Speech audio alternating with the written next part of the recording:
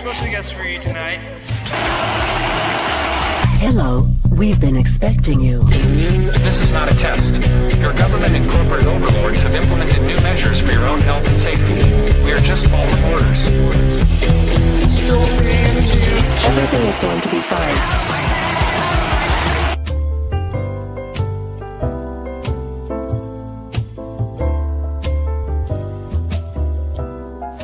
I'd like to introduce...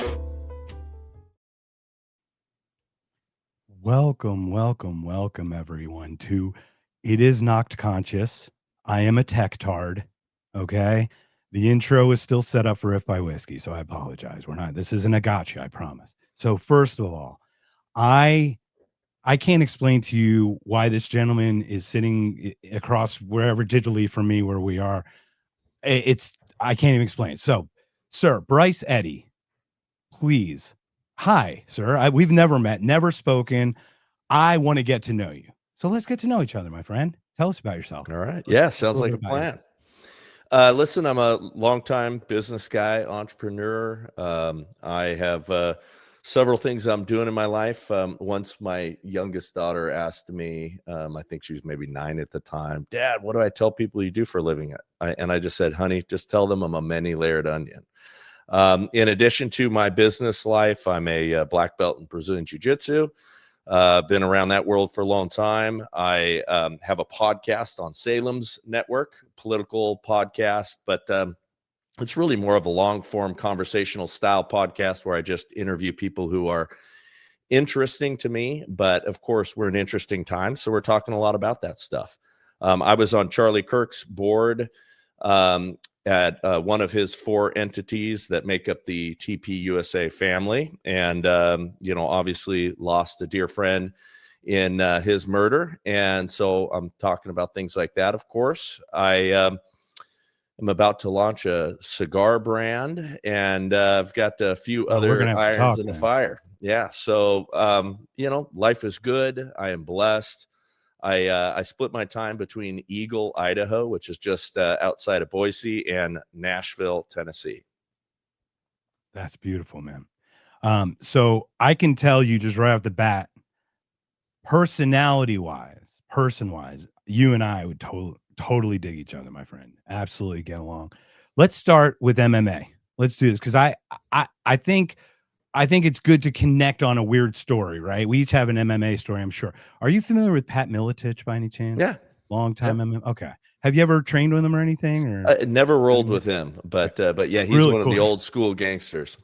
Old school gangsters, right? But he's the one who, Matt Hughes replaced basically. That was like the next level, how they leveled up, right? You clearly understand.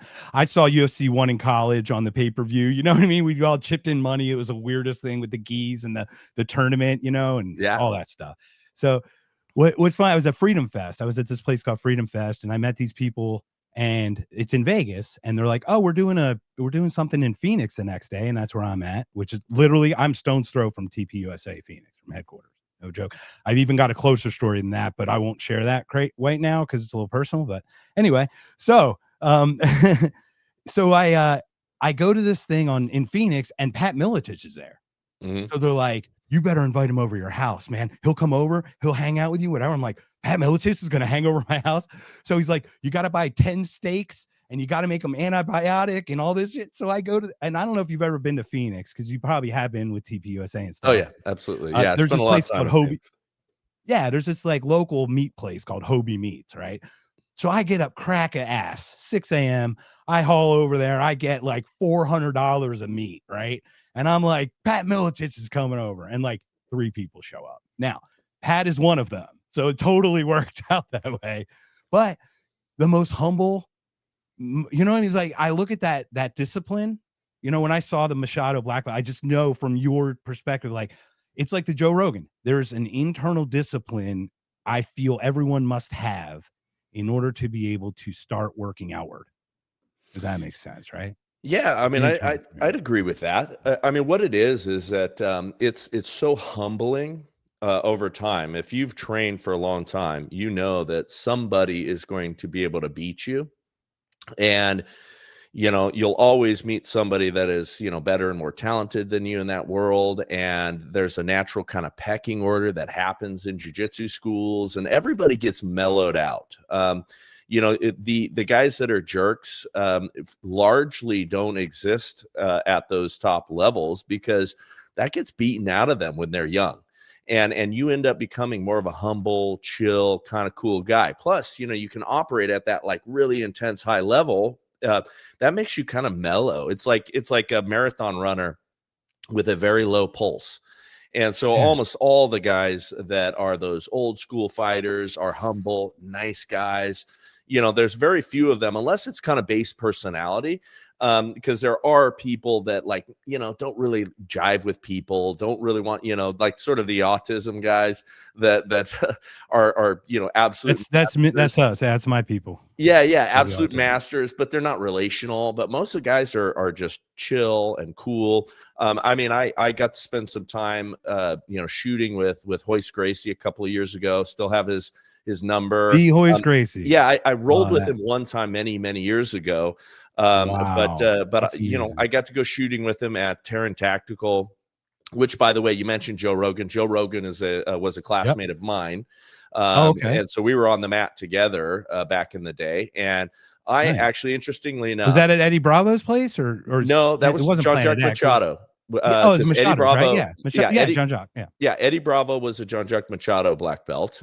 Eddie and I came up together. He was like a belt ahead of me. I helped him. And he beat a Gracie. Yeah, I helped him get ready for that fight against Hoyler that made him famous. Really? We all helped him, prepare for that, and we just had an awesome crew of guys. I mean, it was just an unbelievable time. Level. Yeah, it was cool. Yeah, cool. No, everybody's cool. So I'm just going to tell you, I don't know why you're sitting here, but your publishing company reached out to me completely unbeknownst. I have a thought of how that happened, but do you know how this happened? Why I was contacted to have a conversation? Because I don't. Okay, well, they do their job, and they get me on interesting people's shows, and I told you I got one role. I just want to talk to interesting people, and that's it. So let's get interesting. So I'm gonna okay. This is the one thing. I am authentic. Okay. I'm going to tell you I'm authentic. Do you have anything you'd like to talk about topic wise? And before we continue, absolute condolences to the loss of Charlie Kirk. My heart absolutely breaks. Thank you for that. So, a lot of us have broken hearts. It was a tough and terrible thing. Charlie was a very, very good man, did not deserve to be murdered. I've talked a lot about that in recent days, and we can touch on it. So Charlie, when he was assassinated, the world all of a sudden became, doubly, triply, 10 times more aware of him. And so a lot of people that had never consumed his content were totally unfamiliar with Charlie. All of a sudden, they're watching hours of his video.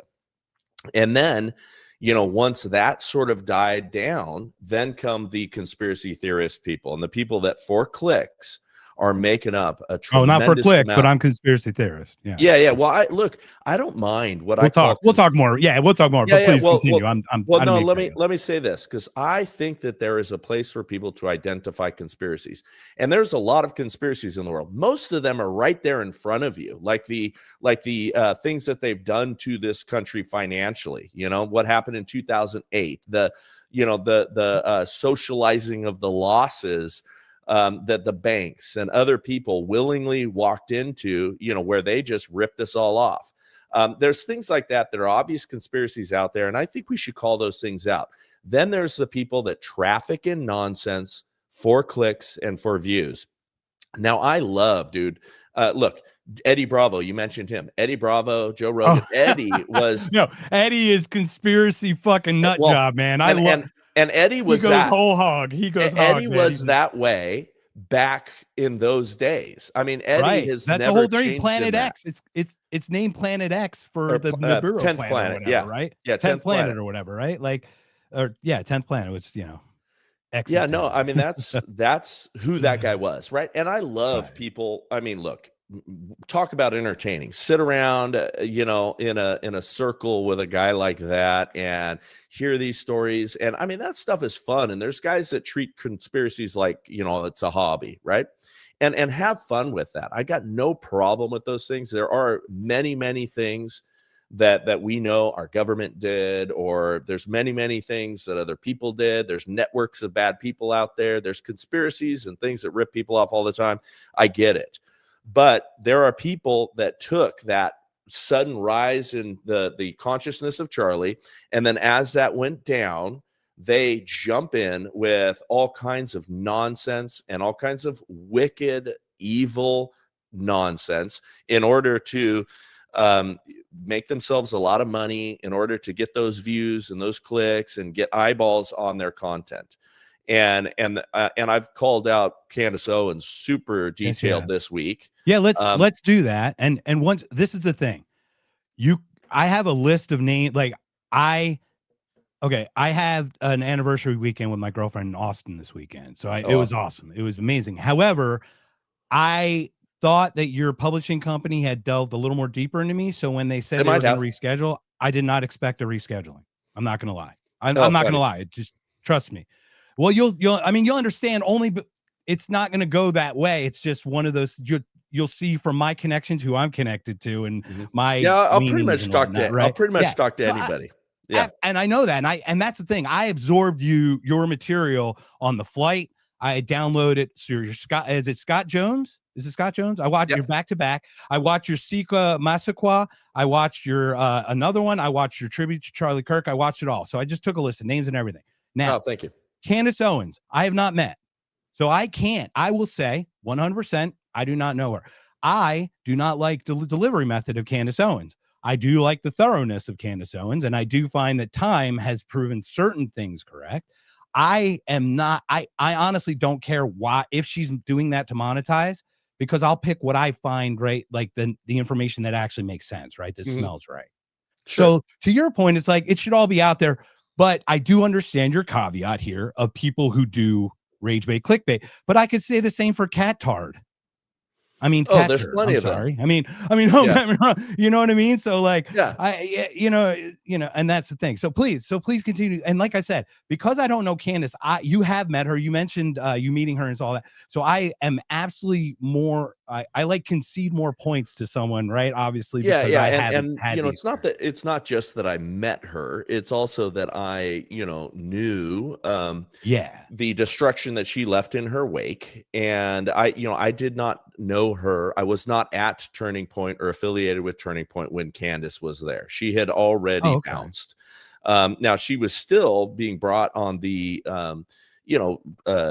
speaker circuit and things like that until she started going, kind of her own way on a few things that I really disagree with and Charlie disagreed with. But she and Charlie were not close for quite a few years. Now they still had conversation. I mean, she still could reach Charlie and all that stuff, but there's a very different thing for her to claim that, she's sort of the champion of Charlie and she's the only one caring about, what happened to him and his murder. 'Cause that's a lie. And there's a lot of things Candace does not know and is not being shared with Candace. And there's a lot of things that she knows are lies. For instance, some of the things that she knows are lies are the nature of, what Charlie did with his campus events and how he organized those. I mean, she came out and like, there were, tickets. They normally do tickets. They normally, she's saying things that are lies. And I recorded an episode today that I went through those things. Many things she had as different opinions that she's saying because somebody had a different opinion than her that they were lying. And that stuff, man, you just can't let fly when someone is taking your friend's death and a beloved friend's death and using it to get clicks. It's unconscionable. I agree with you. If that's the perception of how that is, once again, I don't know her, so I can't speak to how you saw whatever the wake. You mentioned PragerU. I have challenged with PragerU. We're going to get into all that stuff too. Obviously, PragerU, Daily Wire. We can talk it all. Okay, so I'm just going to read the list, if I may, of just all the stuff that I just wrote down. Because once again, I'm coming to you as a completely honest actor, I feel that you're we did not know who you were getting set up with, man. I'm just sorry. I have love to it. say it. So, are you ready for the list? Hey, man, I'm a Here we go. combat sports athlete, man. I'm No, ready to talk to yo, anybody. you can handle this. Oh yeah, no, we're gonna have a good conversation. I'm not worried about that, honestly. Like, the thing is, like, how are we gonna? What do you want to do? Go scorched earth, talk 3 minutes, and be done? Like, where does that advance conversation? No, it Like that doesn't. does It nothing. doesn't. I Yeah, love long exactly. form. Let's go. Let's have it out. Let's do it. Yeah, All it's right. much So better. I'm just gonna give you the list. I got Scott Jones on the back to back. I've got Candace, Tucker, Ian Carroll, Baron Coleman, Dave Smith, Useful Idiots, Venezuela, Marco Rubio, Eric Menendez, Ben Shapiro, James Lindsay, Pastor Rob McCoy. Embellish about the blood thing. We'll talk. And then McCoy not required to fill a form 990, which I don't know if you heard the recent TP USA rumblings about financial stuff. Once again, just fell in my lap. I have no idea what's going on. Yeah, I well, just my heard name's this out there rumor. because I'm the Oh president of wow! one of those organizations. During that time?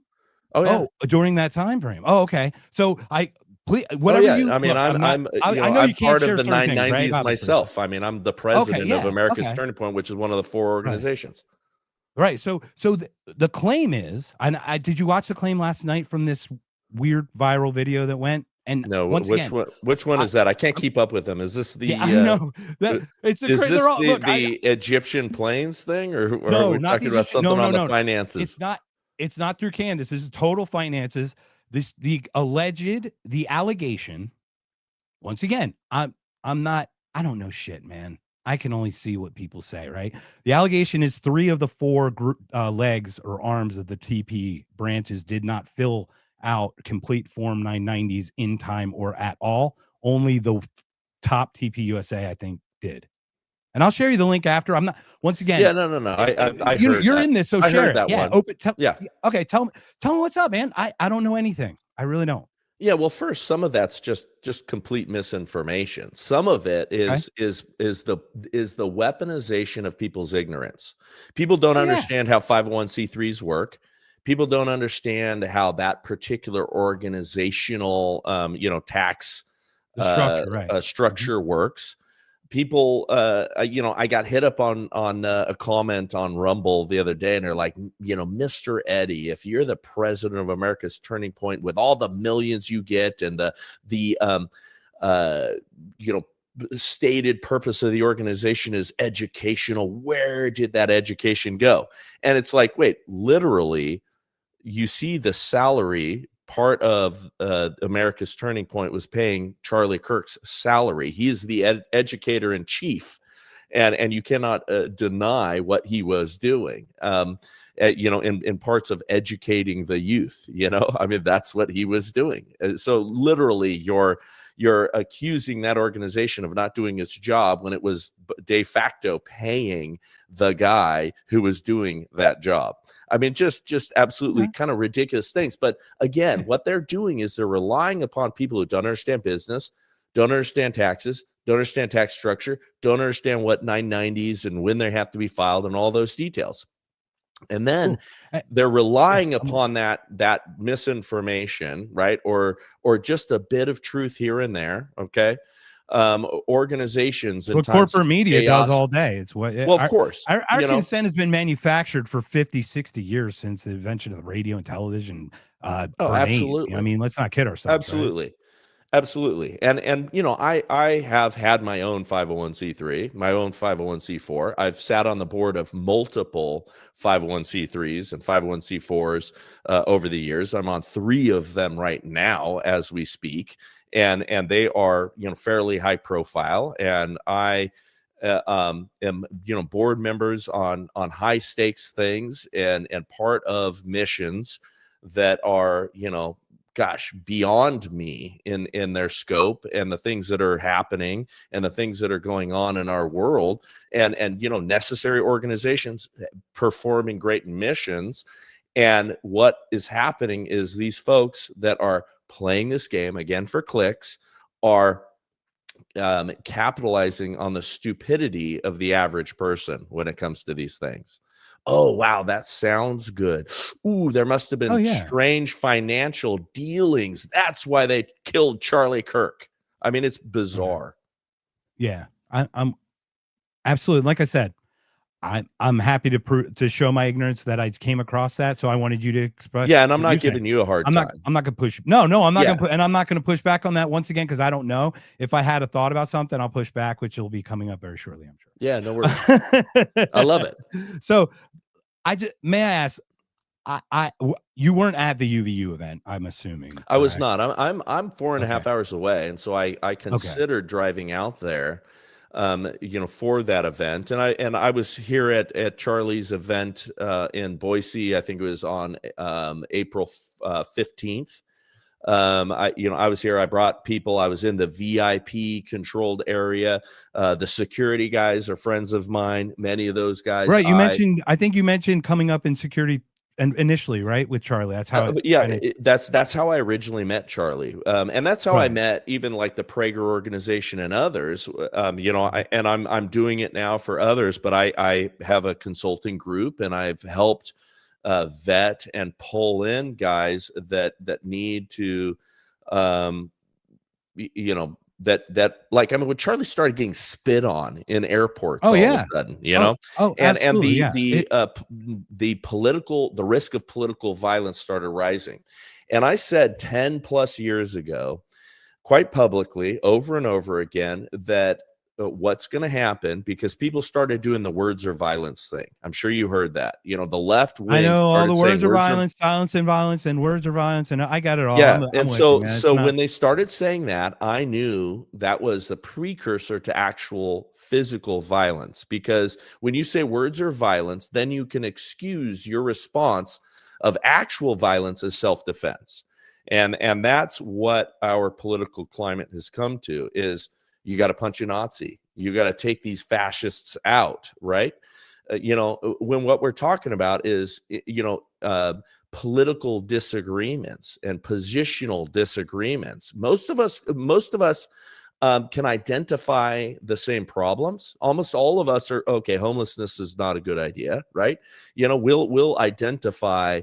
Hey, kids shouldn't be hungry.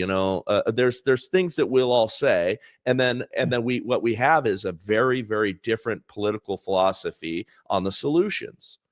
And that's weird. Like, I don't want to call it. I hate that. You just said it's a political philosophy, and what the fuck does politics have to do with humanity anymore? Well, hang on. With it, man, actually, let me explain. Right? Let me explain. But but you understand what I'm saying, right? I'm not attacking you, but you understand. No. But let me explain that to you, because politics, in its simplest definition, is just how we organize ourselves. Right. Okay. Right. And so you can't. Although we hate politics, you and I call it civilization. We can call it that, but it's more civilization than politics. But it's all. Yeah. But whatever it is, I mean, call it whatever you want. It's like how do we organize ourselves? Okay. And so these people have a policy solution, in my opinion, on the left that sucks. We identify the same problem, but then you have all those solutions suck. You have solutions that suck on one end, and maybe solutions that suck on the other end. Okay, but then what's effective? I want to know what is effective for a good and orderly society where the most people can have healthy, happy, wonderful lives. And I'm a liberty guy. I want liberty to reign supreme beyond anything else. And I heard you say that, and that got me screaming at the screen, telling me everything that you're supporting is not liberty-minded, sir.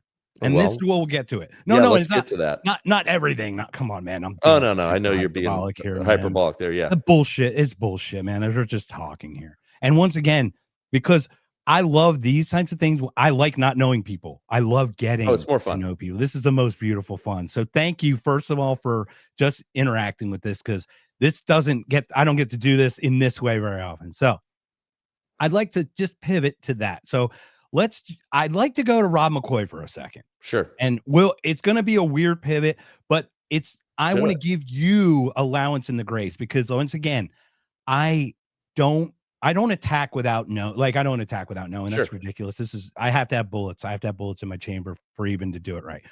So Rob McCoy, you mentioned the embellished thing about blood. Remember, Mikey had blood all over. Yeah, and I actually got some more information on that since, but let's go. Okay.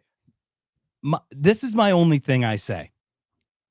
If Mikey had a drop of blood on him, Rob McCoy's embellishment makes complete sense.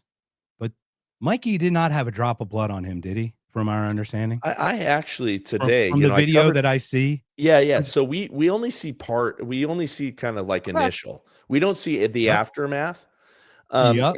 of Well, we Charlie. do, and Mikey's nowhere near the car and as they drive away. So Mikey's No, not anywhere near. but Okay. there was a shit ton of blood. Can I swear on this program? Oh yeah. Okay. Fuck yes. There was a shit ton of blood. I mean, this is a carotid artery, right? Yeah. Oh, okay. yes. I'm very familiar with it. And blood exploded from him. I mean, it was hard for me to watch. I watched it because I wanted to know what happened.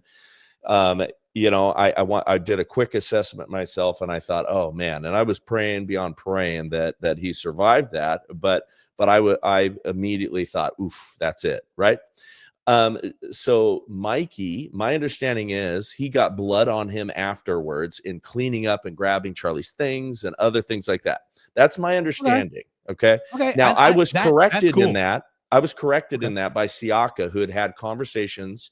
And we just recorded that show today. He had conversations with other people after the fact, right? But the embellishment, let's call it. And I look, I give room and grace for a fog of war, for chaos, for when you're standing on stage, even as a pastor. I mean, God bless those guys. I'm a preacher's kid, right?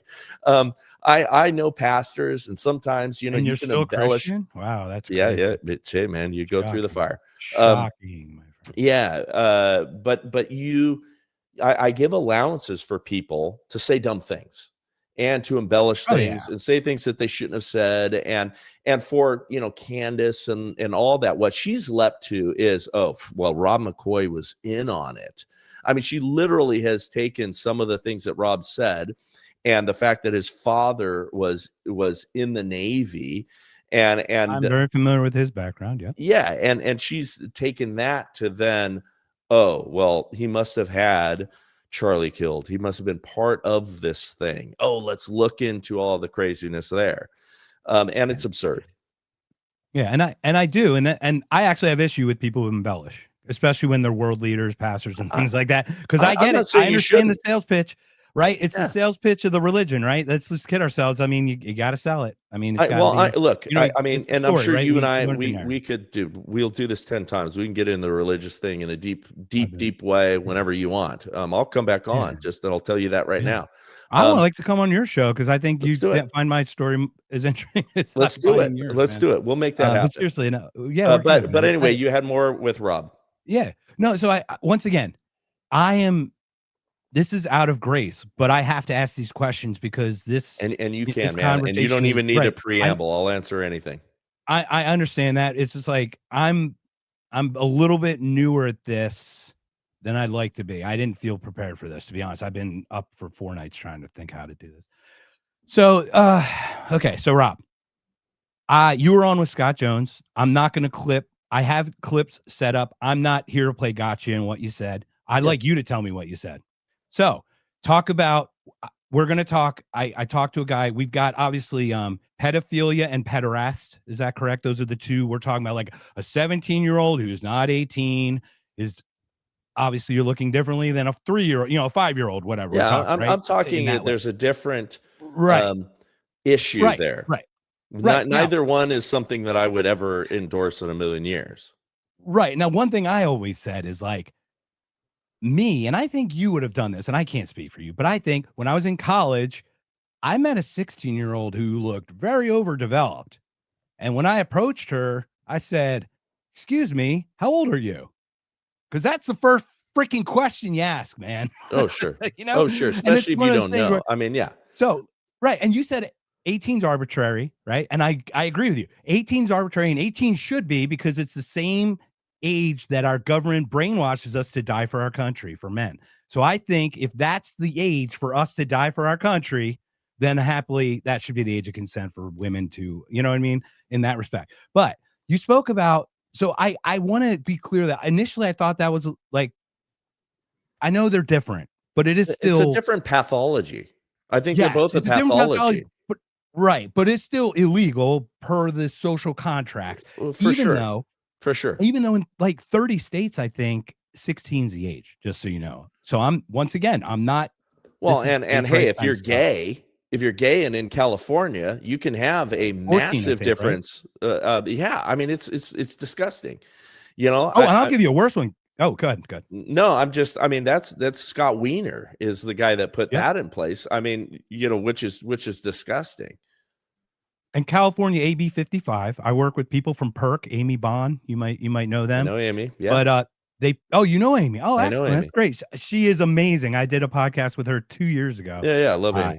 At the first Freedom Fest.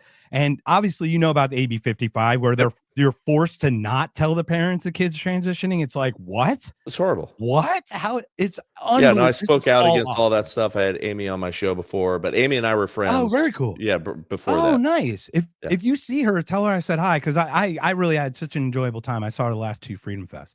So what I'd like to do is just pedophilia wise, let's talk what is prepubescent for you. Let's say where would your average age of that? Is it just puberty? Is that Well, what wait. you I mean, kinda, prepubescent has a definition. Is right? No, I prior just to mean, puberty. yeah, But yeah, what do but I you mean mean? like your pederast thing, right? Obviously, you're saying the pathology between someone looking at a 17-year-old because she's developed because she's gone through puberty, correct? Well, yeah. I mean, look, a 17-year-old. Okay, let's say it's 17 and Right. 364 days, right?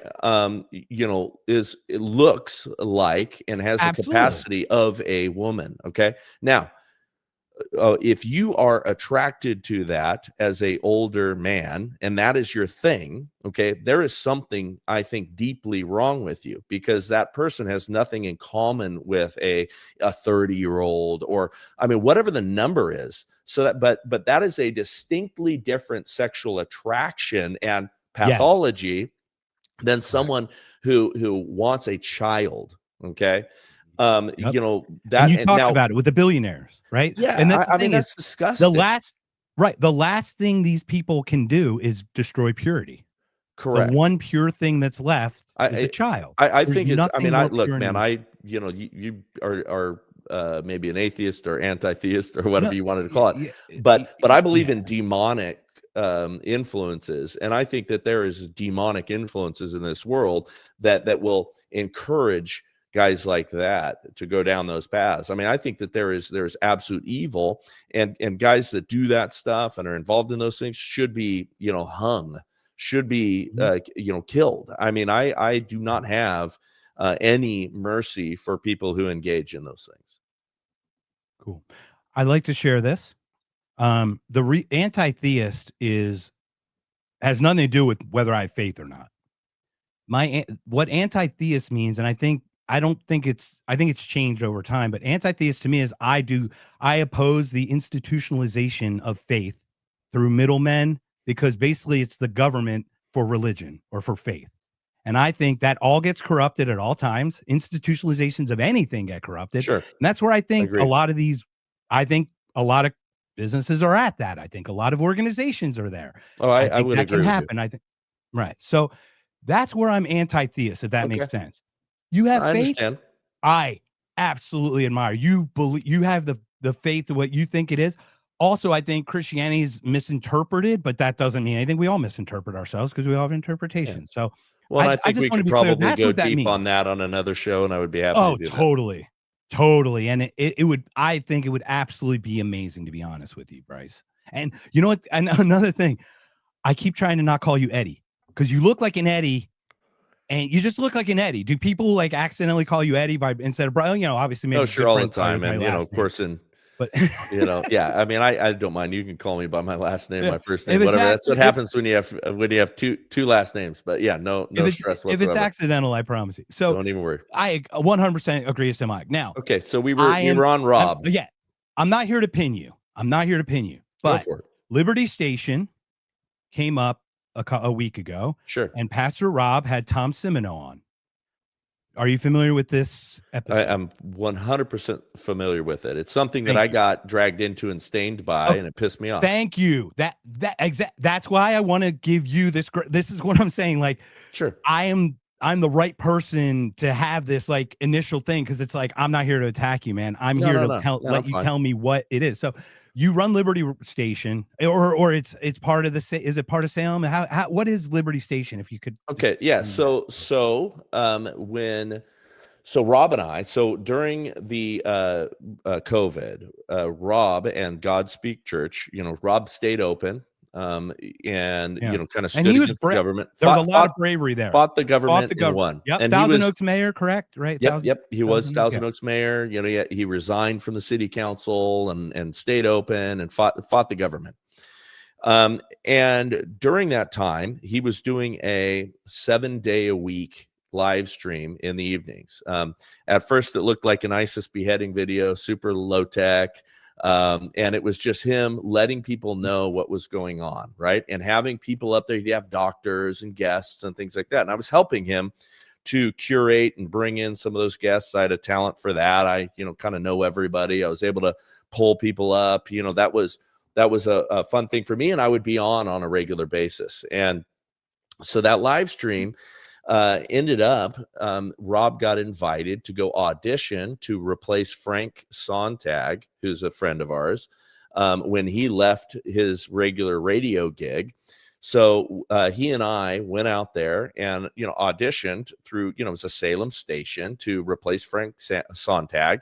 And that was never going to happen. Rob didn't want a daily show where he had to be where he needed to be and that kind of thing. And also the station manager at the time did not like the idea of pastors being involved in politics, and was predisposed against Rob and wasn't going to give him an opportunity to really do that show anyway. Well, I went over that guy's head because I had relationships at Salem, and went to the national guys and proposed, hey, what if we do a podcast? And Rob loved that idea. It took months to, get through legal and do that kind of thing, because they were involved in doing movies at the time that were being released. And so we got a podcast gig, which Rob branded as Liberty Station. And I was Rob's producer and sidekick for those Liberty Station episodes. We did a few episodes. We did, I think, 4, and Rob went on vacation and went on a trip to Israel, back to back, and came back and said, you know what, my heart's not in this. This is your thing. Take it over. And so I ran it as Liberty Station, during that time, and then later on rebranded it, to the Bryce Eddy Show. Which as it started to do well, that would explain the confusion, man. Trying to find the stuff and how it changed. Just saying. Yeah. Okay, cool. Yeah. And so now I appreciate the so I coloring in the lines. Yeah. So Tom Semino, my limited knowledge of that is the same thing that everybody else knows. He had been a member of that church after serving, those years. He was married. He had an 8-year-old daughter at the time. He was not in church leadership, but there were home groups listed on the website, and an account that was an Antifa account that hated Rob, did an OSINT search on everybody that was on the website, across the entire kind of Godspeak thing. So if you were the leader of a home group, which only meant that you were opening your home for this, every other week or once a monthly, depending on the home group, place where, families would gather, and, you do the, it's a home Bible study kind of thing. Right. And so Tom Semino, who to this day, I have still never, ever, ever met. I've never shaken his hand, never been introduced to him, never met him. So, and that's why we're talking about it this way. Yeah. That's why I'm not like, you son of, whatever. No, right? no, That's why no, we're talking no. about And by the way, okay, so I learned at the same time that the guy who outed during that OSINT search just to rip Rob a new one, and they lied and said that he's on church staff and all of that sort of stuff, right? Because they know he wasn't, because I corrected it in real time at the time.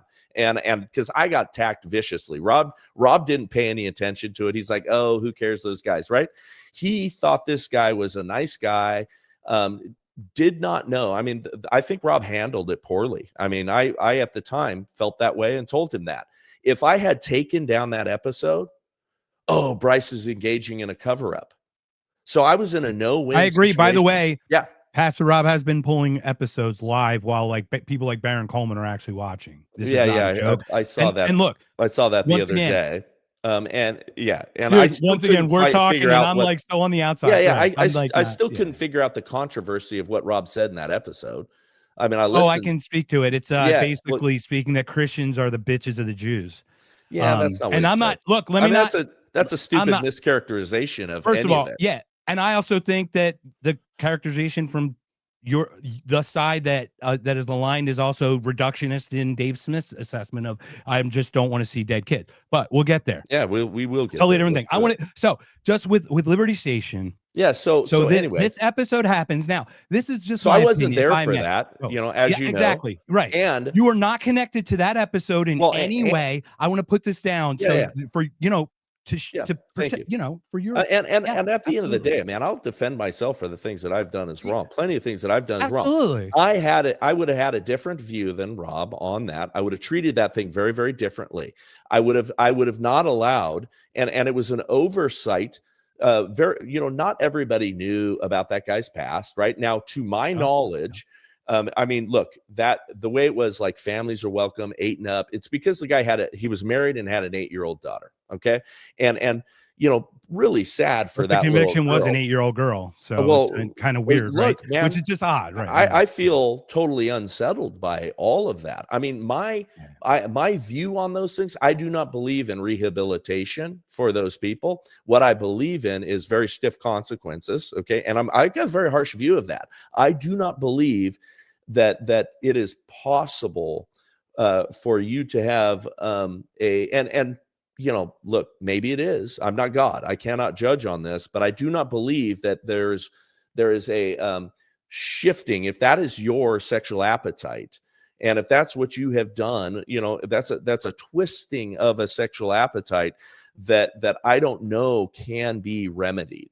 I don't know that can be changed in someone. So for life, let's say he has come to the faith, apologize, all those sort of things. The consequences forever is that you don't get to engage in normal things. I would have not allowed a home group.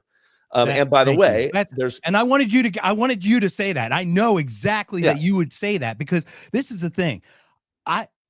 Has nothing to do with Christianity, faith, anything.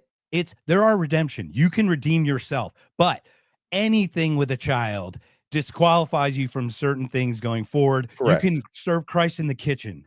Okay. Correct. As far as, and I think that was there's other ways to do it. Right. I think that was a severe lack in judgment or oversight, because Rob didn't run everything. I'm not saying that even Rob was aware that there was a home group with that guy. I don't really know those facts. Oh, he did. Well, that's the thing, if I may. Well, this is the thing. This is where I think the mistake was. Why did Rob make this thing to address it, to defend it?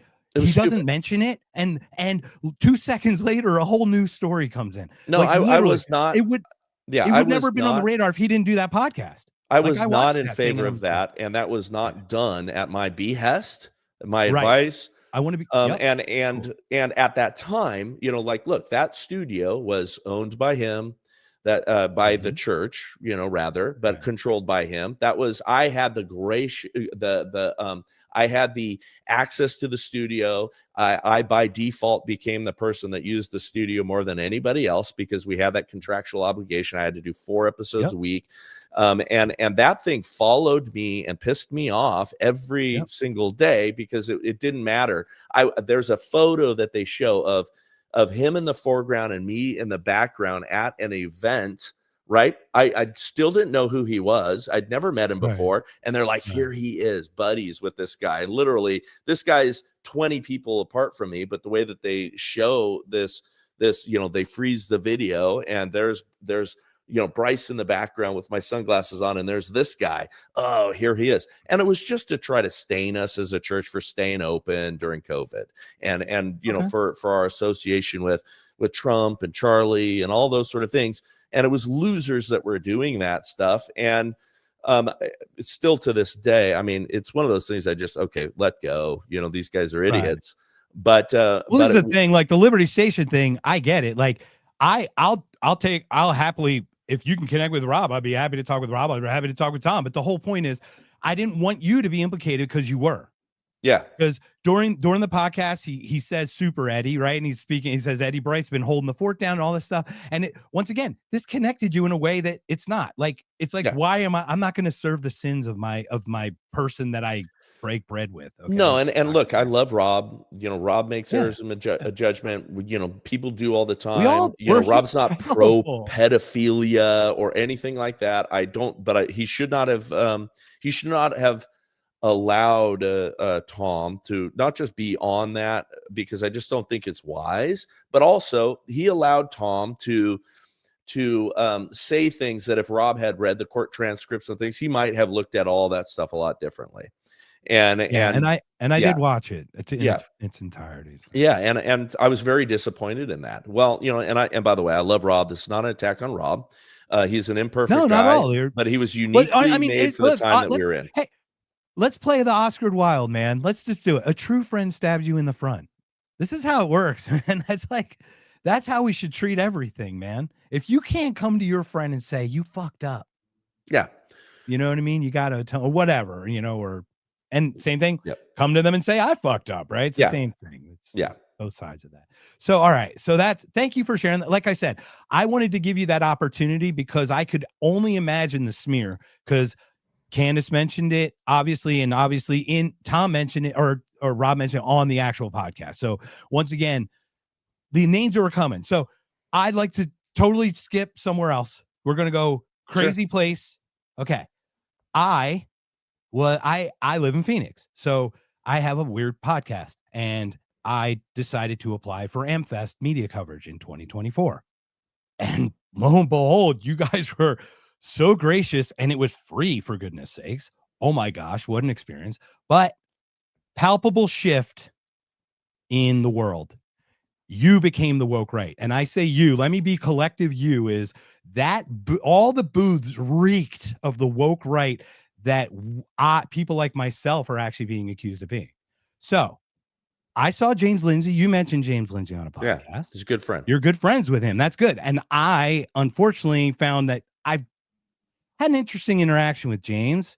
And afterward, it got smoothed over. And then something happened on the other side again. And then when I saw him face to face, it was smoothed over again because let me play the clip. I was at Freedom Fest 2025.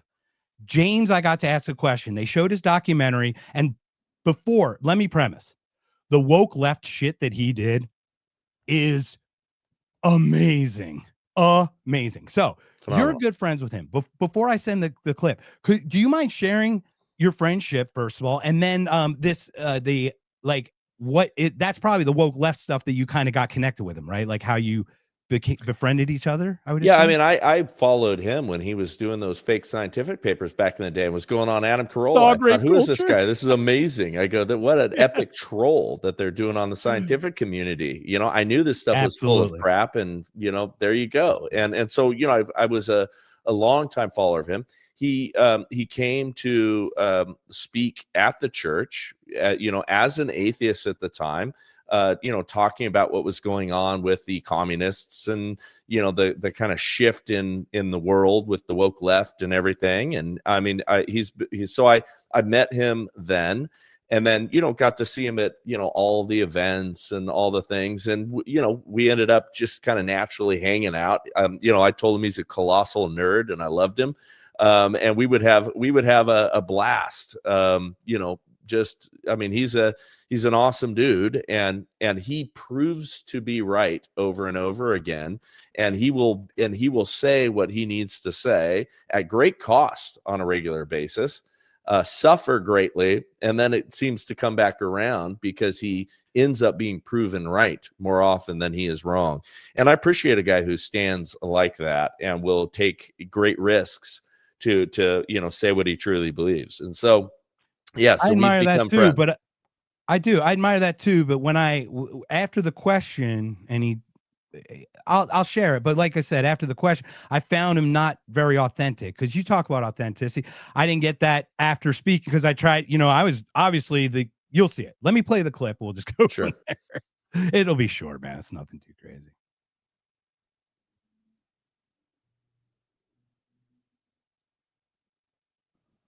I'm not good at this stuff, so let me just pull it up. All right. Woke left, woke right. May I ask James, why has there been a recent push to conflate the general anti-war movement with this new woke right label?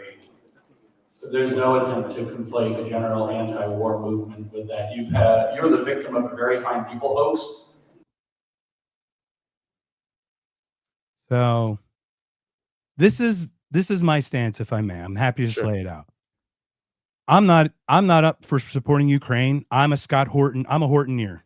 Okay. So I know Scott Horton. I did a 8-book review on his book Provoked. Are you familiar with his book? I'm not. I mean, I've heard Ukraine? of it, but I've not read it. Or Scott Horton did a 10.5-hour podcast with Lex Freeman. He's constantly on Piers Morgan, and he talks about influence of other people and everything. Okay. So this is where I'm saying James Lindsay goes woke left, woke right. He took a trip to Israel recently as well. But this is the thing. He and I are going to talk about it, I think, next week. Yeah. Oh, cool. Oh my gosh. I can't wait, because I have done 3 podcasts on the woke right. And I did one right after AmFest. And I said the MAGA crowd are becoming the woke right. Some of them are. And it is through Israel. And it is because any criticism of the nation state of Israel is conflated with anti-Semitism from a very strict group of people, right? A certain specific sect of people at all times. Would you agree with that assessment? No, not entirely. I think it's a little bit more subtle. Not entirely. Okay. Yeah. So I think there's people. Sure. Yeah. I mean, see, these things are complex. Okay. Here's how I talk about the woke left and the woke right. Okay. I mentioned earlier that I'm a liberty guy. I want us to be free. I want maximum liberty within the bounds of reason, right? Meaning that we have to have government structure. I'm not an anarchist. I'm not a pure libertarian. I understand the arguments, but I don't think that they, really hold water.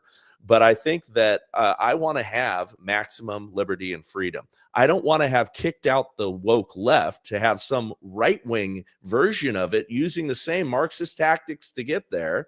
I don't want those guys to be in charge either. I want the smallest form of government to reign supreme. The individual, self-government, family, smallest form of government, and then on up into community and city and state and federal government, right? Subsidiarity is what you're going to talk about, and I totally understand that 100%. Yeah. So what you have now are people, and this exists inside MAGA and outside MAGA. This exists on the people who are pro-Israel, and they exists on the people who are anti-Israel, where they want to now control us. They want to put in, whether it's a theocracy or some kind of other institutional or state control of things based upon what they deem right-wing principles. I don't want that to exist. I don't want to have thrown out one to surrender to the other. I want us to have as much liberty as possible. Does that make sense in that simplest form? It does, and unfortunately, and I hope we do talk about this further, but you say that and not everything, this is so hyperbolic, stupid. Things you support spit in the face of liberty, man. Okay, and well, I'll tell you, the law and order, the National Guard going in thinking you need law and order in these cities. This is my opinion, if I may. I'm going to lay it back from like a pattern perspective. I voted Republican since 1992. That was the first time I could vote. I voted for Bush, the first Bush. Same here, by the way. Oh, cool, man. We're probably almost the same. I was born 74. I'm 74. What month? August. Okay, I'm September. So cool. We're right next to each other. We're right there. All right, you're a little older than me, man. Now you got the fallacy of age on me, or wisdom. All right. Yes, I beat you by a month. Yeah, and so I voted Republican, elephant, all the way through. I enlisted in the Army at 17. I had a Hey Saddam, this Scuds for You t-shirt. When gas went, this, because when gas went from 90 cents to $1.50 because of the war, it went up when we were 16 driving, 1990 Kuwait, right? That's right. So I know this whole this is the whole thing. So then I looked at it, and and then obviously So I went through, I voted Trump 16 and 20. And this is the first time ever in the history of my life, and it's been a weird fire hose moment. I voted NOTA. I walked into the booth and I voted none of the above. And I feel so good about that because I thought that what was being preached was just not going to be fulfilled. And I'm finding a little of that happening. Now, that's nuanced too, right? Because I think pride in America has certainly increased. The trans shit is gone. Yeah, I think there's been a tremendous vibe shift that largely Trump and our crowd is responsible for. We're returning to some kind of semblance. PPUSA single-handedly is responsible. But there's also a left them. So like you talk about a coalition and you don't have it. You have MAGA people and you have the left that left them. And that's actually like James Lindsay's and Tulsi Gabbard's and the RFKs. And you know what I mean? So it's a real interesting thing. And that's, you talked about Civil War. So I'm kind of jumping around a little bit, but the Civil War, I agree with you. There's not a Civil War. Those are just not your people, actually. You know what I mean? In that context, have you thought about it from that perspective? They were really actually not technically your group anyway. They just got abandoned by the shit progressives. Yeah, the Overton window moved too far for those people, and so they're like, "Hey, look, I feel more at home in this company than others." But yeah, I mean, I think liberals, right, classical liberals and conservatives can, you know, generally get along, and I think we should. And those and we can make great neighbors. The far left and also the far right, although I think that's a tiny sliver of people. The far left is a much bigger crowd. We can't get along with those folks. I mean, those folks do not believe in any real American values. They literally are pushing us down the road of communism. They don't have they don't have their ideas. They're not based in any kind of maturity or reality. I mean, it's absolutely absurd. But they're just the useful idiots that I believe the globalists have used to fracture, dismantle, divide us. And they're doing the same thing with the MAGA coalition, right? Because they don't want an Elon Musk and a Donald Trump to get along. They don't want Tulsi Gabbard and RFK Jr. to you know, be in this mix either. So they have to have this division, and they're using, you know, Jews right now to be that divide. They're using other things right now to be that divide. They're using these conspiracy theorists to be that divide. That's why a lot of these folks are being rewarded by financial money from our foreign adversaries and other people, shadowy people, in order to fracture what was a very united group of people when Donald Trump got elected. Yeah, it's very interesting. And this is the other side of it. So through that election stuff, I enlisted at 17, but I had a really bad car accident at 13. And I think that's what we'll talk about in a future episode because it did stuff. But I just had a leg that was 3/4 of an inch shorter. So I failed the physical on like the last guy. And God damn it, I wanted to fight for this country, man. You have no idea. There's nothing like, you know, having your heart broken by your country when you start exposing like real things. And let's be honest, how many conspiracies just needed time? Oh, a bunch of them. I mean, true, man, right? Look, and that's all I'm saying. Government is run by people, and you know, if you have the Christian worldview I have, people are filled with sin and have some of their own evil desires and proclivies that, you know, I mean, half the people that are in government, I mean, I've said for years, I'm suspicious of the people who want to be in the I mean, half is a low number. I'm suspicious of the people who want to be HOA. You know, I mean, if you have a desire to do those things, if you want power, if you want it, get the fuck out of my face. There's something about you that I generally don't trust. And I know a lot of politicians that I can call right now. I know congressmen that I can call right now. And, you know, people I really who think I can get you on my side, man. I really think. And that's not I can side. Count. Oh, first of all, go ahead. I was just going to say, I can count on my hand the number of people in Congress that I trust. I mean, you know, I'm buddies. I mean, can you really trust anyone? Do you really know? Like, honestly, unless you know them, right? Like, well, I mean, I believe that, you know, Thomas Massey is an honest actor. You know, this guy is not beholden. I'm playing him next, by the way. I mean, Thomas Massey isn't beholden to anyone. He lives, off the grid, in the middle of nowhere, and has a very solid view of like, this is who I am, kind of a thing. And he's a guy who cannot be bought.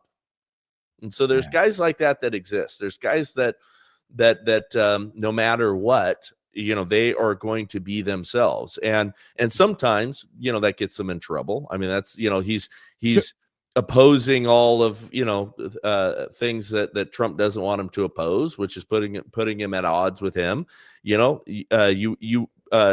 Trump is a little bit of a gangster, and I get it. I just got off of, by the way, and I'll make a recommendation to you and your audience. I just finished listening to the 6th episode of Patrick Bet-David, PBD's podcast, The Mafia States of America. And it is a excellent podcast. And it goes off the hook a few times there. And so if you want to cleanse a palate cleanser from all this stuff, it's a good one to listen to. But I mean, there's like with Trump and others, and Trump's not the only politician that's this way, where you do what I say, like it's that, Godfather rule, right? You do what I say and do not question it, kind of a thing. And there's guys that are going to march to the beat of their own drum and their own conscience. And, no matter what information they have, they're going to do what they're going to do. Yeah. And so I hope we're already an hour in. It's time work, man. I just know it. All right. So let's do that. So the Trump, it's a perfect, especially since you met and introduced Massey. I'm trying to connect it, because I am talking about, I do think there are influences. Just because influences happen to be with people doesn't mean it's all the, you know what I mean? Right. We can play the nuance game. So I'm not asking you to condemn. Like, I understand the thing with Pastor Rob. I wanted you to just explain your distance from that show, that it wasn't really connected to you in any way. I won't do what Ben Shapiro did to Megyn Kelly, to be honest. I thought that was a douchebag shit move, trying to get him to condemn her for a lie he said. It was a complete lie. Absolute lie. I know it because I watched the entire thing. But I don't want to do that. So Trump recently posted, the first time I met Thomas Massey, I was at Freedom Fest 24, and it was like 6 a.m. And I'll explain the ding, but I got a ding to go to the back of the room. No idea. Just something in my head. Controller, someone from the simulation put it in my head to go to the back of the room. I walked to the back of the room, and Thomas Massey's just entering. And I'm like, I don't know what to do. I'm not going to lie, because Thomas Massey, just on a base, is a North Star, right? He's at least the North Star you start at to look to see where you might have your opinion and go, okay, what does he think? And then see how it jives or something, right? I bounce a lot of ideas through his perspective. So I walk up to him, and the first thing I say, Rhonda had just passed two weeks before or something. First thing I said, sir, I'm, condolences for your wife. He looked at me, and to your point, man, you want to talk authentic. He looked at me and said, I cried all night in the hotel room, so I wouldn't cry today. It's like, and he still went to this thing for people, for liberty, right? It was for the message. And yeah, I can't imagine that strength, right? So at that event, he's in front of Debt Badge. Are you familiar with the Debt Badge people? Mm-mm. Oh, so there's this thing called Debt Badge. And yeah. I'm sorry. Yeah, I heard that differently than you said it. Yeah. Yeah. Anyway, Thomas Massey carries one around on him. Yes. Basically, we just crested 38 trillion in debt. So, all right. So here's the Thomas Massey clip that I was fortunate to have at Freedom Fest 24. And I just like your thoughts on it. Once again, the assessment for me, I do think that there is a deeply infiltrated group of people in our country. And I think it's the continuation of government. To your point, you said it's not just Mossad. You're right. It's not just Mossad. They're all in it. The continuation of government is a lower level. Yeah. I mean, I believe in the evil of the bureaucracy. I believe in the deep state. Yeah. That exists. I mean, I'll tell you how it exists. I mean, it's why I'm against term limits, by the way. Term limits. Term limits could make it worse. Actually, term limits would make it worse, and this is sort of a controversial opinion that I have that goes in the face of some of the traditional conservative talking points. but I remember, I'm good buddies with Madison Cawthorn. He comes out here and visits me, and he, Okay. came to my daughter's Excuse wedding. me. Before I overspeak, is that the gentleman in the wheelchair? Is Yes. that correct? Yeah. Okay. Thank you. Yes. And he was the one who got pulled into the weird stuff, and then he exposed the weird stuff, which is what got him in trouble with the weird stuff, right? It's kind of like the guy who exposes it is a guy who goes to jail, right? Or whatever. Yeah, he got outed and kicked out because he was saying that, hey, they have weird sexual parties and different things, and I've been invited to these things, and he did it on my other buddy John Lovell's podcast. Who spent 4 days staying at my house a couple of years ago, and cool. John and I are friends. Warrior Poet Society, shout out to him, he's an amazing guy. But Madison exposes some of that stuff on his podcast, and then Kevin McCarthy and everybody primary him. They redistrict just to get him out of power. Because he exposed the dark kind of underbelly of those people that he calls the district of criminals. That's been Madison's thing. And so I remember having this conversation with him because of stuff that he told me, and he and I debated because he was still kind of a term limits guy. And I said, Madison, you told me what it's like when you come in as a freshman congressman, and what it's like every year. The staffers run things, and those staffers jump from congressional office to congressional office, and they are there forever. And those people just bounce around, and permanent Washington and the deep state really do run things, and they tell those guys how to vote. And most of those guys are not going to be reading those briefs beyond like, well, I guess we're doing this. And there's very few kind of seasoned power individuals, but everybody else just does what they're told. And most of what they're told is by the bureaucrats that are there forever. And so if you create term limits, you never have an opportunity to really, gain power or control. Now, my solution to that would be break up DC. Do not have the federal government concentrated in DC. Have them wherever. I mean, have the Department of Agriculture outside of DC. Have those departments be where in the country those things exist. I like that. It would break up the lobbyists. It wouldn't have that. I'll go further and just say it should all just go away. Well, we just need to reduce it all. But yeah, I'm a proponent of that. Yeah. Well, I mean, we're not obviously we can always talk COVID, but basically the needs of Lincoln, Nebraska in COVID are not the needs of New York City during COVID. Like there's just two different things. So what does a guy in New York, what does a guy sitting in New York or sitting in DC, understand? I mean, that's why we have the Electoral College. Right.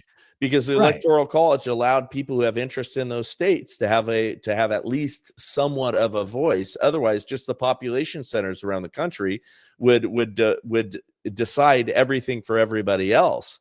And those folks, they don't know what they're talking about. They don't know what the needs of farmers are.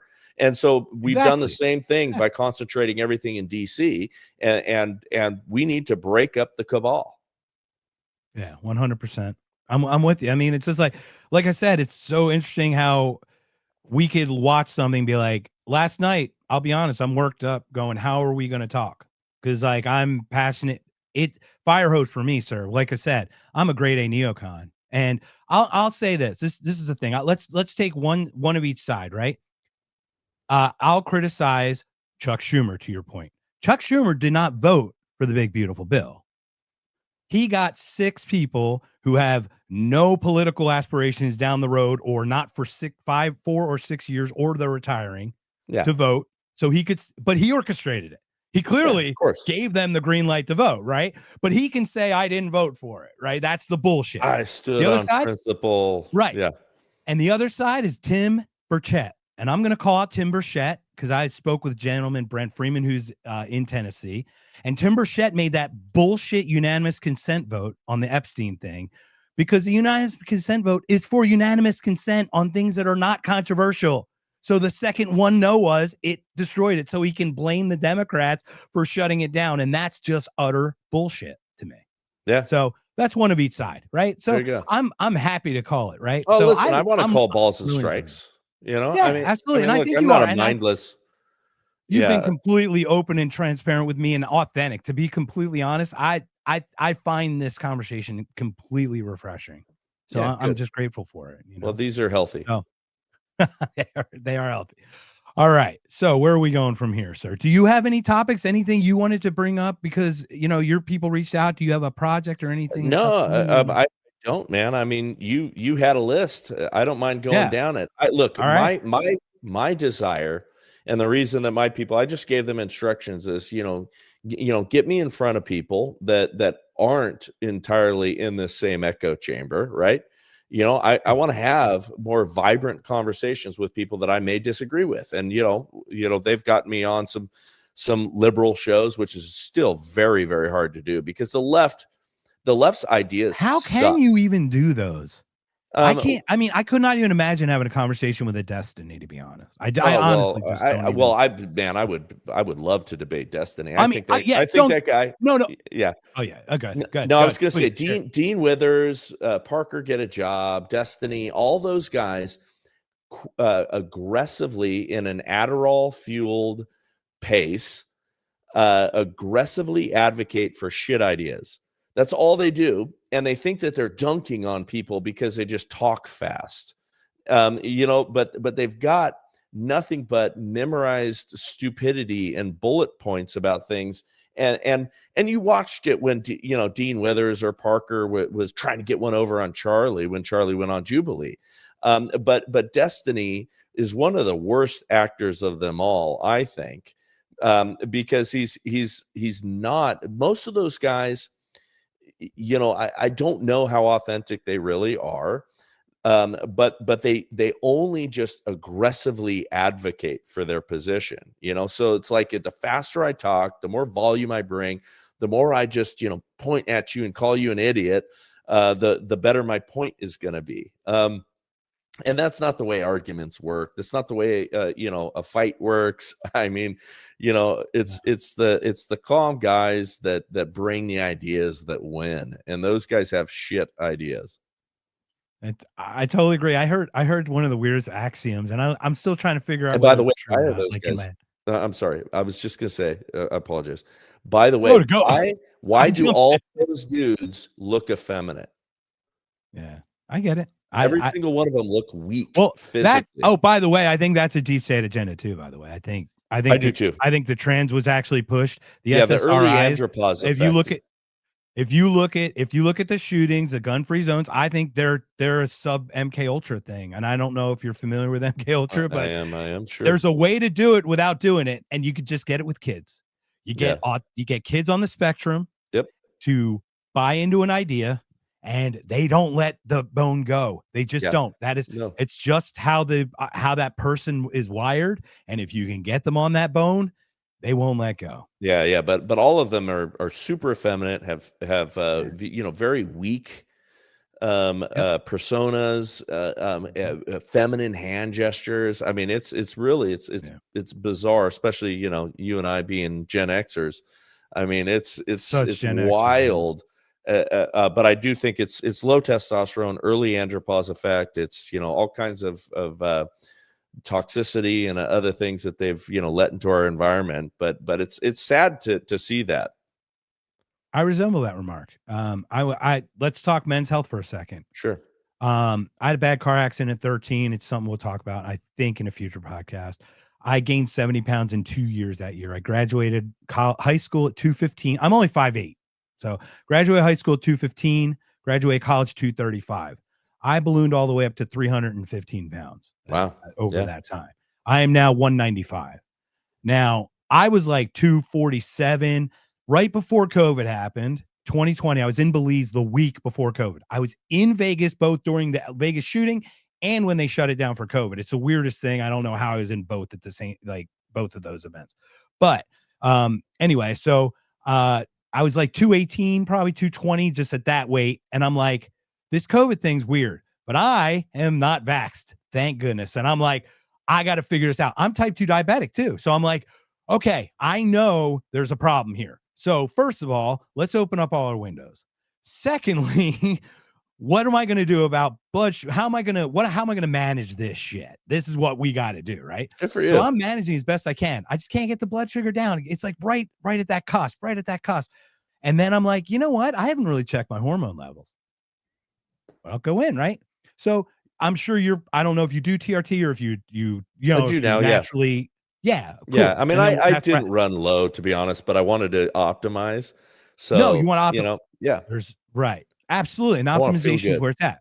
Yeah, exactly. Now, let me be clear. Like my life had gone downhill pretty good over these last 5 years when I was like, this still is not right. Something's still not right. It's like, libido, weird things. And so I go to the doctor and what is it? 300 to 1,000 is the range. I was Yeah. 236. Yeah. I was I mean, below T. well, Like, look, the whoa. range that the doctors will tell you is within range is lower because Yes. of just historics and all that stuff. But 300 is not appropriate for a man. So No, even though not at all. you go to the doctor and they'll be like, oh, you're 500. Oh, you're good. No, nonsense. You should be, north of 500, 7, I think I'm about at 800 if you're in your 800. Yeah, I'm 20s. right. Yeah, Right. if you're 7, doing 8. TRT, they want you to be in that 800 to 1,000 is a Yeah. good range. Yeah, Unless and I you're trying just to be lowered some weird bodybuilder. Yeah, I just lowered my testosterone a little bit because I was north of 1,000, and he wanted to keep me in that 800 to 1,000 range. So we're doing It's a a little good bit, range. and then I the first time my hemoglobin was a little high, so I Yeah. had to give blood right before the trip. Yeah, So I had to like scramble to give. Yeah, I give blood, kind of every 6 weeks. I mean, it's a good I thing think to that's do anyway. because I think it's because you're a good Christian, sir. I would. No. I mean, no, a good person. hematocrit or whatever it is Oh, levels. that's right. It does Yeah. refresh, doesn't that? Yeah, Doesn't yeah. it basically, it's It like a gets skin. high. It's So like if you give blood, you don't want your blood to be thick like, motor yeah, it's like a oil. blood skin. Yeah, it's like a blood skin peel in a way. Chemical. Yeah. But it's Yeah. good. It's good for you. And yes, it's Absolutely. useful and helpful and not a bad thing And to do. refreshing. Yeah, so I went in, I was 236. Yeah. So I'm like, whoa. Dude, your So I life is start shit going in at for the injection. 236. You feel Man, terrible. dude, it was that. And it just booshed. Like my life went just skyrocket. Yeah, Everything changed. which by the way, so people don't understand. Like, look, I mean, I've always been pretty jacked, right? I've been a Yeah, I saw your guns, by the way. I've been a semi-professional athlete. I've owned a jiu-jitsu school. I've trained near. I mean, I now take more rest days than I used to, but I mean, at my like kind of peak, physical fitness schedule, I was doing almost 9 workouts a week. So I would do 5 days a week of CrossFit. Every morning I would do a CrossFit WOD Monday through Friday. I would train jujitsu at least twice a week, and I was teaching in those days too. And we're talking like 42 to like 45, 46. Actually, maybe 48. So a couple of years before a couple of years ago before I moved here, I was, my volume of what I was doing. Now I built up to that, right? If you're doing a lot of volume, you can adapt. But I was doing, those CrossFit WODs. I was training and teaching jujitsu, but I was also adding supplemental training in there as well. And then, on, Saturdays, I would road bike or different things because I'm a little bit of a maniac. The difference between me when I went on testosterone, TRT versus not was only maybe like 3 or 4 pounds of muscle. But what changed was my recovery, right? My feel good, because the testosterone is I can do this kind of a hormone, right? I feel good. Oh yeah, when I inject it, that first half hour, it's like you feel it like coursing through. It's yeah, well, dude, you're sensitive to it then. But normally, like people just, if you're on it for a couple of weeks, you feel a change in attitude, right? You feel a, you know what? I got this. I can accomplish. Women too, by the way. Women, if they have low testosterone, now their numbers are like 60, right? But if they have low testosterone, it's by the way, what makes you crazy is estrogen. If you're going to be a little nuts, if you're going to be, it's your estrogen is the hormone that, makes you a little bit crazy and irritable, which is why when you hear of roid rage and things like that, it's because in years past, if you increase your testosterone levels, your estrogen levels go up too. And that's the ragey hormone. I mean, just ask women in the it's like luteal both. phase how they feel. Well, yeah, it's like beer muscles in a weird way, because it's like you both get the increased testosterone, which makes you and you get the craziness of the non, Yeah. And so women, if they've got low libido, it's low testosterone. If they that's the reason, like, women who are, in perimenopause, will go nuts and, wreck their lives and tear down the house around them, because, and do all kinds of crazy things, is because those hormone, levels get out of whack. I mean, I used to have a doctor on my show on a regular basis, and we're still friends. But he would come in person when I had that studio in California, and he wrote a book on hormones called Hormone Secrets. And Robert Yoho, I think was his name, if I'm remembering correctly. But he would talk about women coming into his plastic surgery office, because that's what he did. He was a plastic surgeon, and he started noticing that these women were coming in and just their lives were upended, and they were wanting these radical, cosmetic surgery. And he started going, hey, why don't we just test you on your hormones?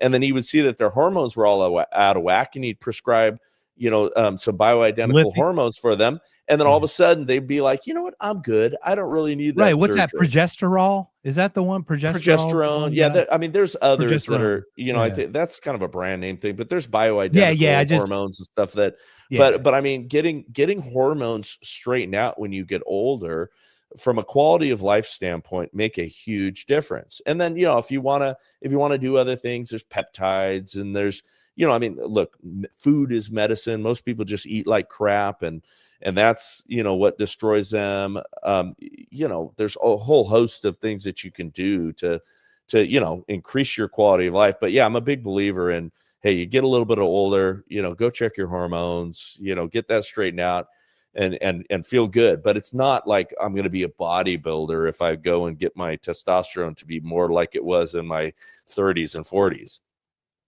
No, not at all. But like I said, it shifted my life. It changed my life. I'm not going to lie. So like, I just think it's good, especially with someone like yourself, to have that. We're literally a month apart in our age. Like, it's crazy. So let's shift. We'll shift another one. We'll go to an easy one.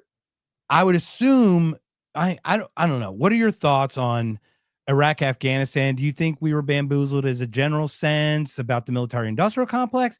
Did you feel it was a, I know it's nuanced, but I just like maybe just a short thought of that. I don't want to get too deep, because it's going to lead to, I want to talk about Venezuela. So I just like to maybe get a little understanding of what you thought of those points, so I can maybe reference it as how we can. So look, I do believe that there's a group of people, call them the war military industrial complex, that we were warned Smedley about. Butler.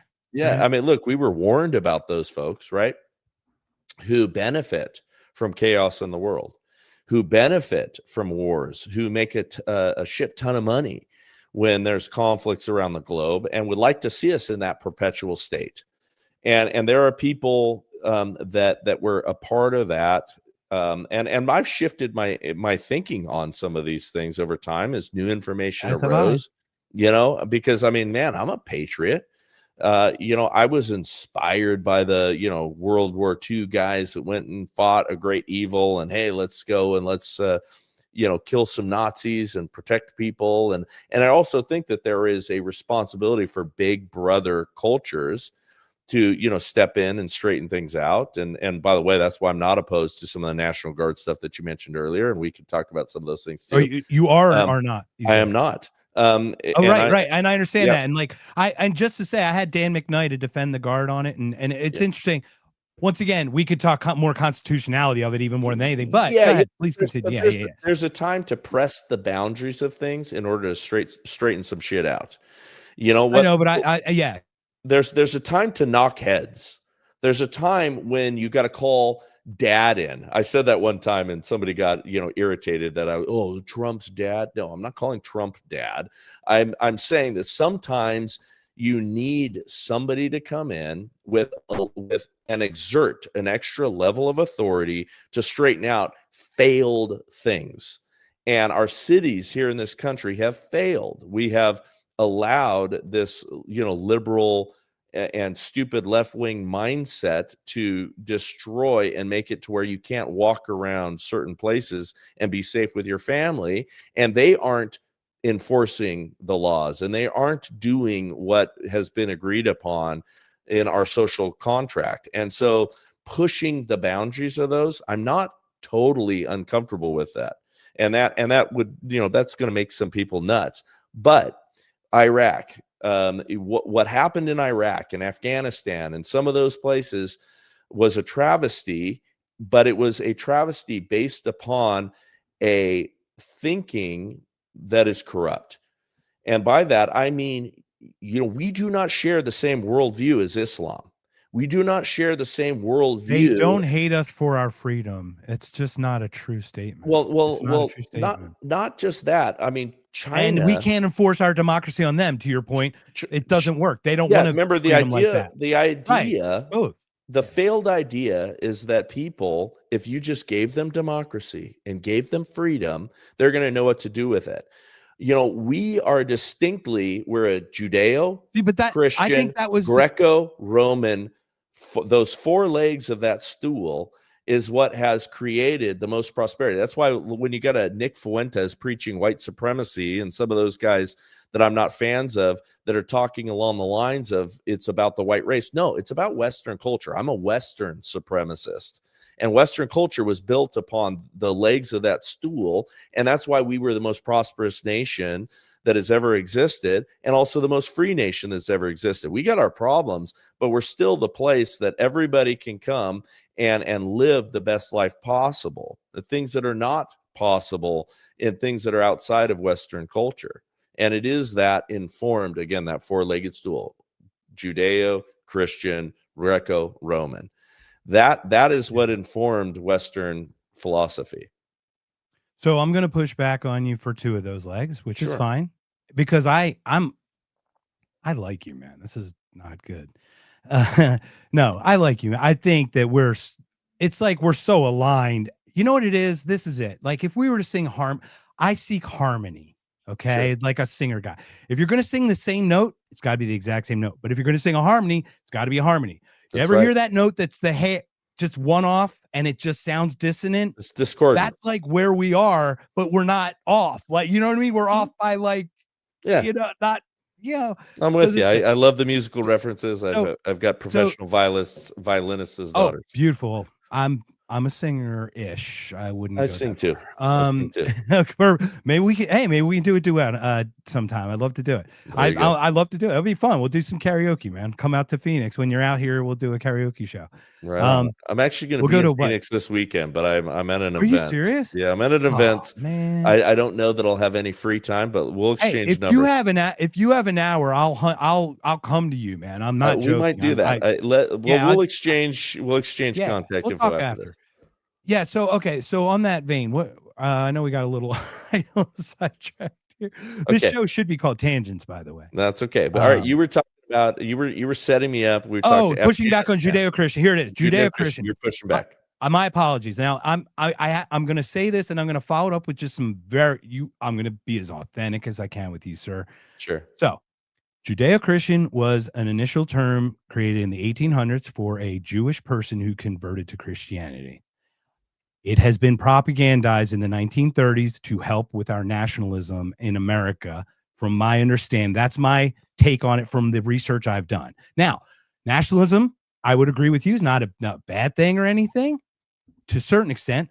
I think you made a point that nationalism keeps from imperialism for globalism, which I agree, except for if the country's a freaking imperialist country, like the one that we are. I'm just putting that out there. Now, well, listen. Okay, well, to that point, look, Good. I'll hit what you said. Yeah, so please. First, I love this. So thank you. Yeah. So first, I'm a colonist and I'm a conqueror. Okay, and I don't think that is. Because you're an alpha man. You are a masculine man too. First of all, that is who you are. That is. I don't think that that's altogether wrong. We civilized the earth. Okay.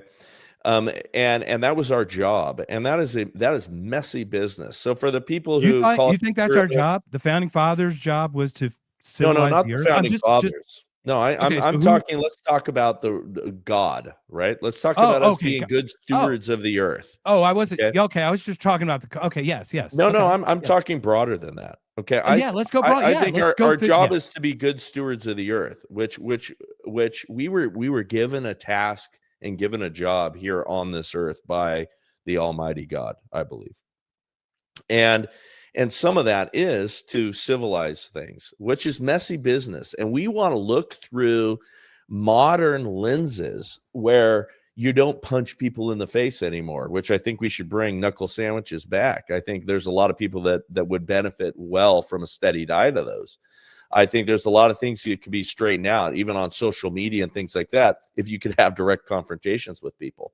I think duels and things like that should come back because people run their mouth way too much without consequence and are able to do things like what they've done to Charlie and trafficking for clicks in his death and things like that. They're just despicable.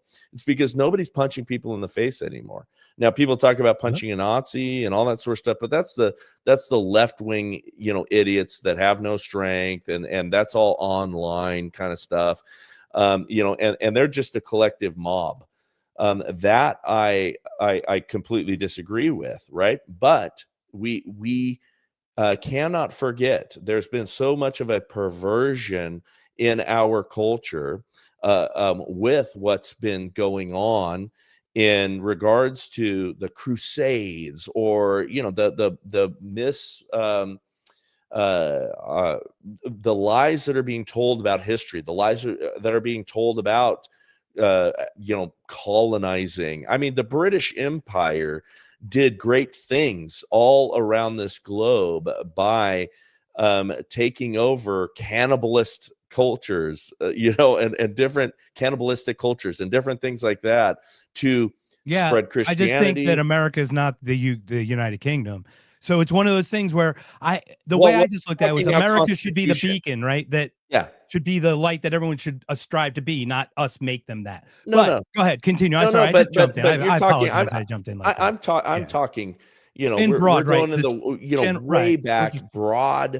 And so so people who are wanting to apologize for Christopher Columbus and things like that. I think it's absurd, and I don't think you're not going to get that, man. Let's be honest. Running water, sanitation, that's a beautiful fucking thing, man. It is a good thing, and I think we should celebrate those things and not be back on our back feet apologizing for the things that we've done at every turn, which is what they want us to do. And I'm just not opposed to that. I'm opposed to that. I'm not in favor of being on an endless apology tour for past sins. I think it's absurd. But the second 100. thing you said was about the Judeo-Christian thing, and that bothers me a little bit because I want you to, and I know it would, and I knew that would. Yeah, I agree with you that some of those terms get propagandized, but also there's factual basis for what God gave to the Jews as commands. Just even washing your hands and different things that God said to set them apart, that became the basis of a lot of what we did as cultures, cannot be ignored. And that was the Judeo part of the Judeo-Christian experience. And so I don't think that that's altogether wrong. And that's how I mean it. Right. There is still a foundational basis in Judaism for our laws. Jethro, Moses's father-in-law, gave us the representative republic as a model. He gave us that hierarchical government. There's things like that you cannot escape, that people want to escape because they're like, well, come on, separate the Judaism from the Christianity. You can't totally. That informs so much of what our founding fathers did in forming this government. Right. I would never do that, first of all. And to your point, that is an excellent, I love exactly how you explain that. You're not weaponizing the term. No. Many people are weaponizing that term as I'll call out Dinesh D'Souza directly. I've been trying to get in a debate with him since intelligent design, but we won't get into all that. That's only 15 or 20 years ago, right? But no, the way you explain that, I'm I'm in agreement with that. You're getting me to nod my head with that, right? So yeah, there are obviously foundations upon which things grow and through civilization. I think it's slightly different in the way than you interpret it, but guess what? I think we're actually saying the same things in different ways. I really do. And I'm really appreciating and that's why these conversations are important because yes, we're going to have some disagreements on some things, but we're probably closer together than we are further apart. We are. So this is the second part of this that I want to share with you. My history is a little different. My father was born in 1940 in Hamburg. My mother was born in 1944 in a town called Horndorf, which is about 60 to 70 miles from Dresden. My grandfather was a Nazi soldier in aircraft. When the war was lost, Russia got half of Germany. They got my mom's half with my grandfather. So, you know how they get you through youth? Mm-hmm. So they had a Stalin, one of those, what was, I forget the Stalin group, but it was some camp, little cramp, fucking, the brownies for Stalin, for my mom, whatever that is. So my mom comes up with her friend. She's got to be like 7 years old. This pamphlet, oh, Papa, gotta go. He tears it up in front of the kid. The kid reports him to the father, right? And they escape East Germany in 1953. Man, I don't know how it's crazy, the story that it is. I did a podcast on it. I'm so blessed to be here. My dad walked hand in hand with his family from Hamburg to Berlin, lost a child from malnutrition. My grandmother just had no more to give. Wow. After the war, he was a Nazi member because he was a civilian engineer. He made sewers and streetlights. Oh yeah. I mean, look, blacklisted for 5 years, right? Yeah, That's I mean, good. look, there was tons of people that joined the Yeah. Nazi Party because Oh, that's yeah, what you did yeah. then, and Yeah, that's what it was right. about. And there's plenty of people that didn't commit war crimes in that, but were Right. proud German people that were a part of these Mhm. things and had no knowledge of some of the stuff that went on. Yeah. Very different than the SS that were committing atrocities, Yeah. or And Hitler's my inner grandfather circle. was part of that. Yeah, My grandfather may have been part of in that yeah, one. my grandfather was a little bit younger, but my grandfather and my grandmother were German as well, and came here, and I don't know all of their history as well as I would have liked to. I wasn't as interested in it as the time, and so I feel like I missed out on asking a lot of those questions.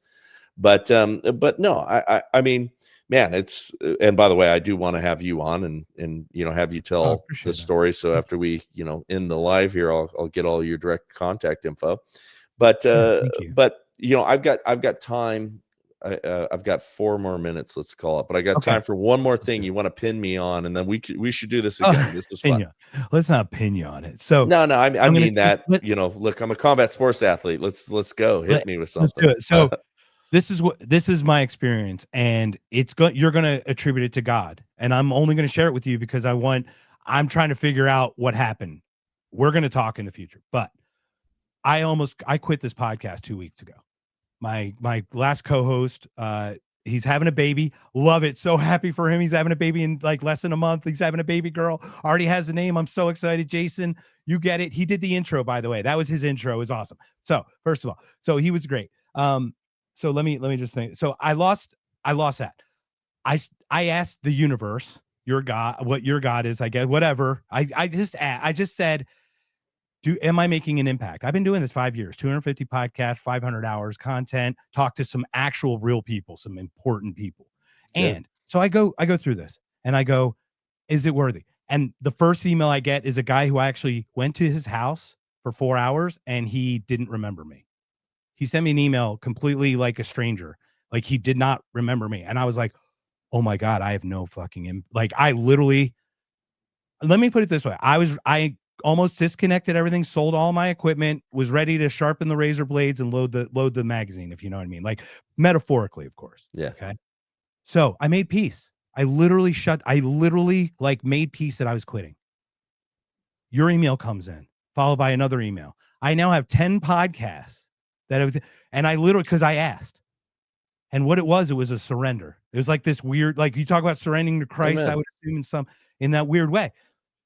I think we talk the same thing. We just talk different language. And I just wanted to share that with you. And I just love your thoughts on like how that surrender was for you. If you could in that like last few minutes, because I didn't get that little story about how you surrendered. Yeah. So, I mean, well, look, I told you I was a preacher's kid, right? So, Yeah. you know, and I came to the faith by, you know, being a preacher's kid and having that sour, right? You know, and having that frustration. And at some point you make those decisions. I intellectually, you know, could understand, and I believe the arguments, you know, that support my faith, but that's very different than making it your own and you know, being a committed believer. And I'm, you know, super imperfect. I got all kinds of problems. I got all kinds of things that are terrible about me, but you're human? Yeah, but I do believe in Jesus Christ. I do believe that he is my Lord and Savior and the God of the Bible. And I think that there's nothing else that makes the same amount of sense. I'm not uptight in the way that when people say I threw it out to the universe and all that stuff. You know, I see that as, you know, the understanding that we have a creator. A lot of people, I think, come by those terms and things like that sincerely because a lot of folks have been hurt by Christianity or hurt by Christians. I should be more specific. A lot of people do not believe in Christ because a Christian failed them or a Christian did them wrong or an institution led by Christians did them wrong or a church that is at its core a corporate institution, many of them, you know, run by business models and things like that, did them wrong. And so they then dismiss what Christ tells us and dismiss what the Bible tells us. And I think that is more common, you know, amongst people who are, you know, anti-God or atheist or, you know, just I'm spiritual, but I'm just not religious. You know, people who say those sort of things generally have just been hurt by other people. And it's hard to separate that because you imagine that somebody's going to be perfect because they believe in Christ. Oh, well, then they're going to be doing the right things. Well, then they're going to be, you know, behaving correctly when, you know, we're all screwed up and we're all messed up. That's why I also give all kinds of room to pastors and to others that, you know, many people hold on a pedestal. I mean, being a preacher's kid dissuades you or disabuses you of the notion that any of those guys are perfect. And I've seen a lot of bad behavior over the years. I've had bad behavior. Thank God I've never been a pastor, but I've had bad behavior. I mean, you know, I am as, you know, bad as it gets in some ways. And, you know, I realize that we're all human and we're all doing, you know, our best. Some of us should be catapulted out into the sea because there is true evil out there. I do the ones hiding behind it, right? Like, yeah. Like it's all about intent. It really is about whether it's the malicious intent or the, you know, benevolence versus malevolence or whatever. Yeah, well, there are malevolent, evil actors out there, and there are demonic actors out there, and there's people that you know should be put to death in our culture. And I'm a big believer in capital punishment and those sort of things. But I also believe that, you know, it takes the sons of bitches, the hard men, to put things back to order. And that's why when people are very uncomfortable with things like you mentioned before, the deployment of the National Guard into failed cities where failed policies have destroyed them and people are not safe, or where our open borders have allowed criminals to walk free. And I'm not in favor of all the propaganda that goes about, and people are engaging that. Even on our side, they're misunderstanding what ICE is doing, and they're hearing stories, and they're taking these narratives that, oh, they're just ripping, you know, poor, you know, babies out of the arms of people and deporting them and all that stuff. There's so much propaganda and so much nonsense out there. but I do believe that there is time to, hey, when we are on the verge of absolute collapse as a country, there's times in which we push the boundaries of our Constitution and we test our Constitution for its resiliency. Yeah, and I think the law and order was solved with 2A. So I don't believe in gun-free zone, red flag areas. I think if everyone was strapped, honestly, everyone was people would strapped. behave a lot nicer. Culture was that. I guarantee there's no fucking Antifa. There's none. I mean, everybody's or if you could just behave, deliver some knuckle sandwiches again. Right. But you understand what I'm saying. I do. Clearly, you understand. I do. Bryce, thank you so much. Please share everything. This has been so. I did not know how this was going to go, because it could have gone sideways and everything. And thank you for your grace and just the way we were, just like we were. I think we're both very open about this. So thank you. This is fun. Well, thanks for having me on. I appreciate it. And I always close my show out with "To God be the glory." So, I like it, man. Thank you for having me on and including me. Thank you very much. Everyone else, it's been a Knocked Conscious. Bryce, we'll have you on an If by Whiskey maybe sometimes, a little more political, it was more fun. I'd love to be on your show, and I have a story. I have a story beyond the story. So we'll do it. I know we're going to end this because you got to go. So thank you again, everybody. Take care, everybody. Have a great day.